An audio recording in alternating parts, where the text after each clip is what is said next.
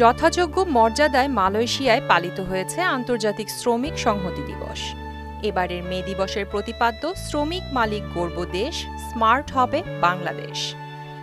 দিবসটি উপলক্ষে জাতীয় শ্রমিক লীগ মালয়েশিয়ায় উদ্যোগে সোমবারে রাজধানী কুয়ালালামপুরের হোটেল জি টাওয়ারে বিশাল শ্রমিক সমাবেশ ও আলোচনা সভা অনুষ্ঠিত হয়েছে। আলোচনা সভায় বক্তারা মে দিবসের ওয়ালটন ফ্রিজ কিনে অনেকের মতো আপনিও হয়ে যেতে পারেন মিলেনিয়াল, সেরা পণ্যের সেরা অফার তুলে ধরে শ্রম অধিকারের প্রতিষ্ঠায় কাজ করার অঙ্গীকার করেন। সংগঠনটির সভাপতি নাজমুল ইসলাম বাবুলের সভাপতিত্বে ও সাধারণ সম্পাদক মোহাম্মদ সেলিম হোসেনের সঞ্চালনায় প্রধান অতিথি হিসেবে উপস্থিত ছিলেন মালয়েশিয়া আওয়ামী লীগের ভারপ্রাপ্ত সভাপতি কামরুজ্জামান কামাল। বিশেষ অতিথি ছিলেন মালয়েশিয়ায় বাংলাদেশ হাইকমিশনের শ্রম শাখার প্রথম সচিব ASM জাহিদুর রহমান। মালয়েশিয়ায় 10 লক্ষ লোকের মতো লোক আছে।